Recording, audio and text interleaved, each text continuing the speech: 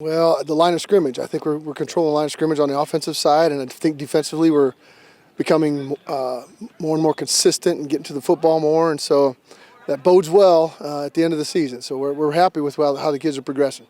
Yeah, you mentioned the line of play as well. You take a look at the offensive line and what Brett was able to accomplish last week. What kind of feather in the cap is that for the offensive line? I know that Brett gets a lot of the credit for it, but you can't do it without the guys up front. Oh, absolutely, and Brett knows that. I mean, I'm sure he would say that. You know, that's a really good offensive line. He gets to run behind every Friday. So.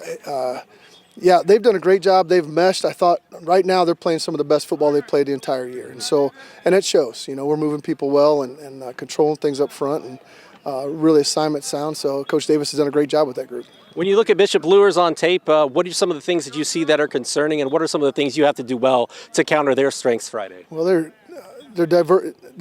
not a one-track offense. They're about balanced offensively, run to pass, and so I think we have to play assignment football up front.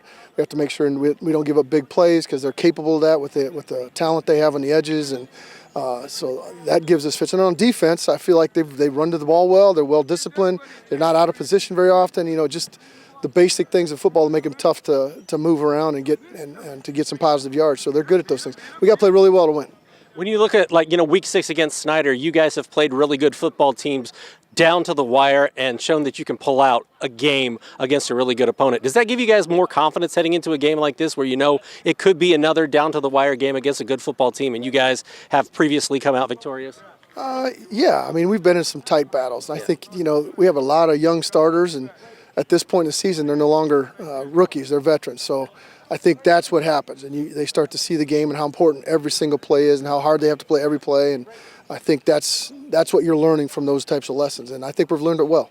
How important of a game is this for you guys, knowing that you have a week off to start the postseason, that you want to roll into the bye week with some momentum and get some things tuned up before you play a game where it's win or go home? Yeah, I mean, there's always 2 or 3 things we give every position group that they want to improve on this week, and so if we do that weekly and we'll become more consistent, which has been an issue for us, I think, and I think we are becoming more consistent now, and we want to see that again Friday night, especially when we roll into the 6A playoffs for sure.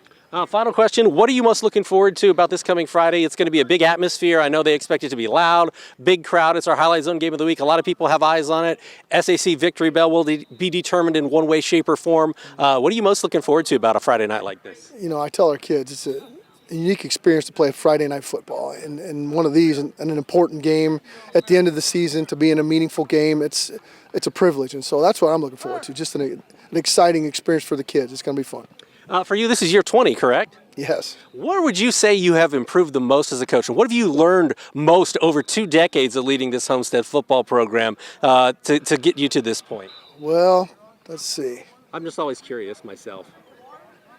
You know, the expectations are the expectations. So we hear a lot of coaches talking about how the kids have changed and all that. So I don't necessarily buy into that. I think if you set an expectation, they'll meet it. And maybe you have to approach it a little differently in how to get there, but that's what I've learned. If you guys set an expectation, and if you do, these kids will meet it. Good deal. Anything else you'd like to add? That's it.